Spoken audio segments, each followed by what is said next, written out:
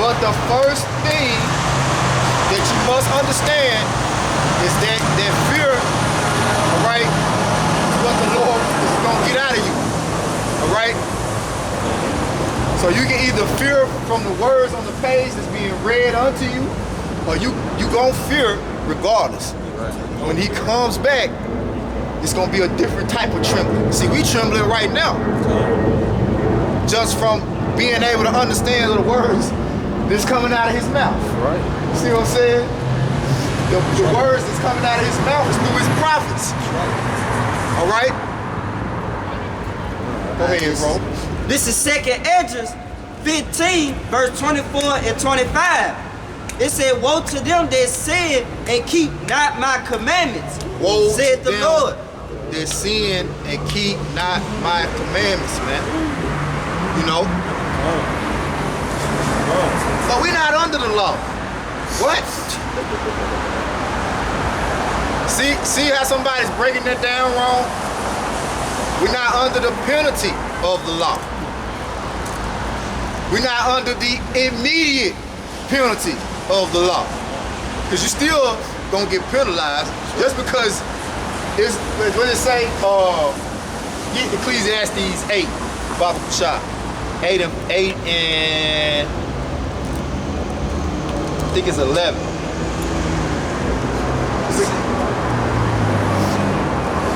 Yep. It's the book of Ecclesiastes, chapter 8, verse 11. Because sentence against an evil work. What's an evil work? Sin. Go ahead. It's not executed speedily. So just because the Lord ain't destroyed you for eating pork, committing adultery, shaving your beard, blaspheming his name, you know, so forth and so on, does that mean that you're not gonna get punished? No.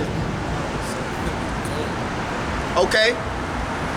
That means you got a grace period to get right, to turn away from those things. But because you haven't been judged immediately, the idea that you concocted in your mind is that the Lord loves me. All I gotta do is just, it don't matter what I do. I don't gotta keep his law. All I gotta do is just proclaim that I love him. And I don't even really gotta know what love is. I just speak these vain words out of my mouth and do whatever the hell I wanna do and live my life the way that I wanna live. And in the end, he's gonna save me just because he loves me, because he's all love. Not. Not. The Lord say, show me. He said, how you gonna get saved? Through faith and your works. By faith, matter of fact, that's in Ezra. Get it. 2nd Ezra 8. I think by faith and by works shall they be saved.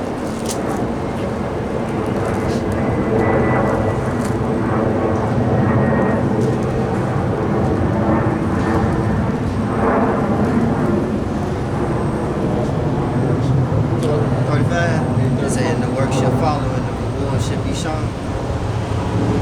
I'll get it for you in a second. No, it's in 2nd Ezra.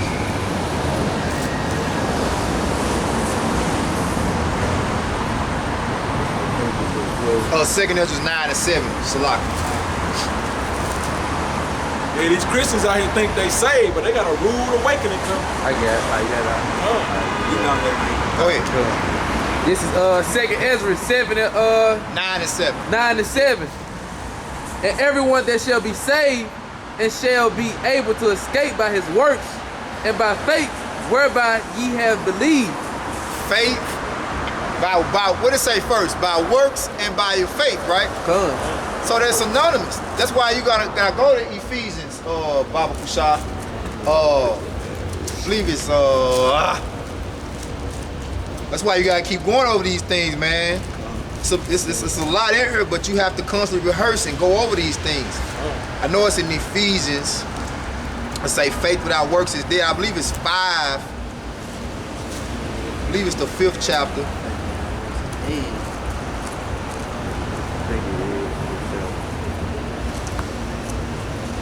Try verse 20. My spirit tells me it's verse 26, but I don't know. Okay. Looking it up too. Say faith without works. Oh, this James 2:26. Yes, come, Salaki. James 2:26. Right here. Come, that's it, brother. It's the book of James, chapter 2, verse 26. For as the body without the spirit is dead, so faith without works is dead also. Now go back to 2 Ezra 9 and read it again. And how you gonna be saved? No, This water, This is 2 Ezra. Salakia. This is 2 Ezra 9 and verse 7. And everyone that shall be saved and shall be able to escape by his works and by faith whereby ye have believed. Because if you say you got faith and you don't got works, then you a dead man. Right? And that's vice versa. Because one thing about it, you can't do one without the other. It's impossible. Because they go together. Because your works are a testament of your faith. All right? And your faith, okay, is what make you do the work. Okay? All that's a part of the fear, man. All right? So ultimately, the Lord really got to place that fear in you. You know? Go ahead, bro. This is 2 Esdras 15 and 4. For all the unfaithful shall die in their unfaithfulness. Yep. So you can say that you're faithful. But James 2:26 say, faith without works is dead. So is the spirit without the body. Because faith is spiritual power. Ephesians 2 and 8 tell you that faith is a gift of the Most High. Man. No. We are saved by grace. Yeah, we saved by grace. What's the grace? The grace is the influence that the Lord has placed upon your mind to fear Him. That's right.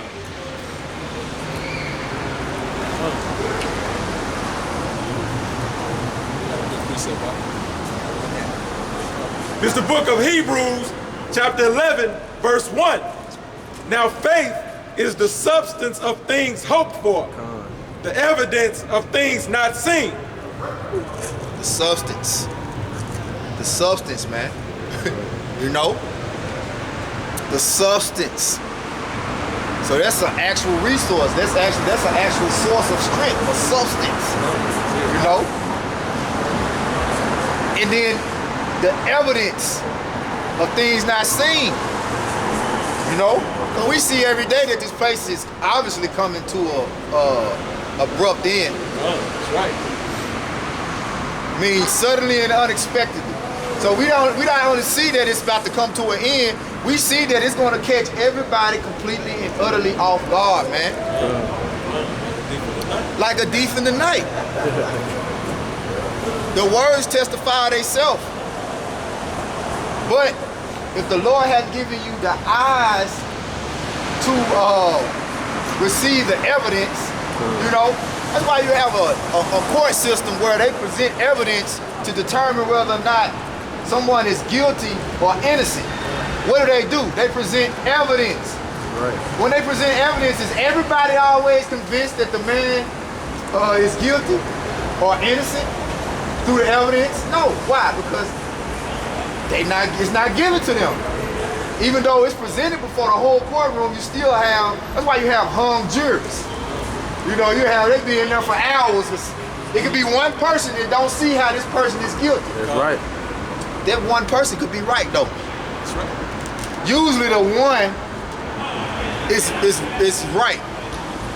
Normally it's not the majority that's right. Normally it's the minority that's right, man.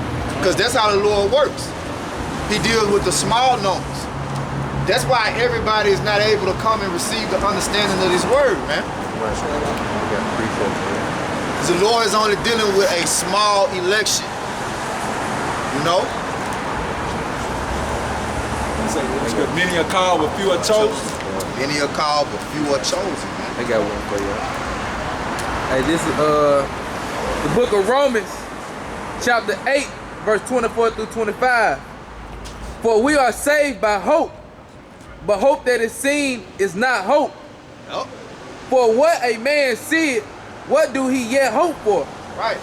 So if everybody in the world could see this, you know, if this was everybody, and for everybody and everybody could see it, I mean, it wouldn't be, it's like it's automatically confirmed. That's right. You know? If nobody disagrees with this, everybody agrees with this, then it's no reason, you know, for you to be like, well, it might happen. No. You know? Verse 25. But if we hope for that what we see not, then do we with patience wait for it. And see, it's all about the Lord keeping you humble, man. Right. See, if everybody knew it, then nobody would be humble, man. You know? Like, oh, everybody know this, because that's how people act. When it's an obvious fact, you know, people be like, oh yeah, everybody know that. You know? You say something like, green mean go at the traffic light. Yeah. Ain't nobody gonna, you know, disagree with that. Right, everybody agree with that. You know, every time the light green, people go. It's yellow, they slow down, and red, they stop. Right. You know? But how come when we read plain things out of the scriptures, just the same as green means go, you can read something just as plain out of the scripture as the Lord only coming to save Israel. Right. That's as plain as green is go in the scriptures. Why can't everybody see that? Because they don't have the faith. They have not been bestowed that grace, man. We said the back yet for why they don't see it. Go ahead, bro. It's the book of 2 Corinthians, chapter 4. I'm gonna start at 3.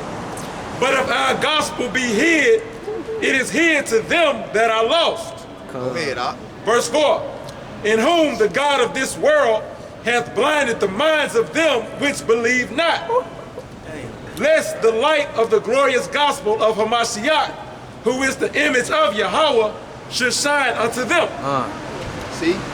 So the Lord has given you over to deception, man, to the gods of this world. All right? Because you got powers that work on the minds of people that's not seen. You got powers that's not seen that work on the minds of the people. The spirit that's working on us, all right, is the spirit, the Holy Spirit, the Comforter, the spirit of Yahweh Bashim Yahweh Shah, that's able to come out here and make these scriptures plain unto you. Now, the one that's working, the adversary, Shaitan, all right, that's working with the physical counterpart, all right, who is Esau Edom, because that's the God of this world. The God of this world is the so-called white man. This is his kingdom, all right? He runs this. Right. And how he does that is through the resources that he has gained control of by way of the sword. You so-called Negroes, Latinos, and Native Americans, you one of his resources. You know? And he used you to defy your own power so that he can fulfill, in his mind anyway, his purpose, which is deceived. But really, that scripture's so deep because the God of this world belongs to the Lord. That's right, He set the God of this world up. There's nothing that's out of the hand of the Lord. There's nothing that the Lord has left untouched that he didn't set up. That's why when you read what it say, he wants you to believe a lie. All right? Because ultimately the Lord does what he wants. That's right. Say what? Man's goings of the Lord. Man's goings are of the Lord. See, that's the understanding. That's the fear of the, see, that's the perfection of the fear of the Lord. When you understand, okay, I cannot make somebody get this. I I can't make somebody be a part of something that the Lord didn't set them up to be a part of. All I can do is be grateful that the Lord has opened up my mind to understand this. That's right. And that's a fearful thing, because just as he's opened my mind up to understand this, the Lord can take it right away. Praise and keep the spirit on us. That's a fearful thing, man. Get Hebrews. Let's say it's a fearful thing to fall into the hands of the living power. I got it right here. Come. This is Hebrews 10 and 31. It is a fearful thing to fall in the hands of the living power. Yahweh Bashem Yahushua. It's a fearful thing, man. You know? That's why when you really get the wisdom, knowledge, and understanding, man, you are humble in a way that you've never been humbled in your life. That's right. You know? You don't think the same. You don't walk the same. You don't act the same, you know? Now it's a process. You don't just change overnight. But when that fear really gets in you, man, you make sure you are very cautious in your walk, man. Being converted and renewed in your mind. And you really afraid to like even go around certain people that you use that's not like, you don't even want to really be around people that's not a part of this, man. You know? Like they could be family. But the Lord don't care about that. Go back to Matthew the 10th chapter. And pick up it. You read 10 and 34. Now read 10 and 35. Matter of fact, start back at 34 and just keep going.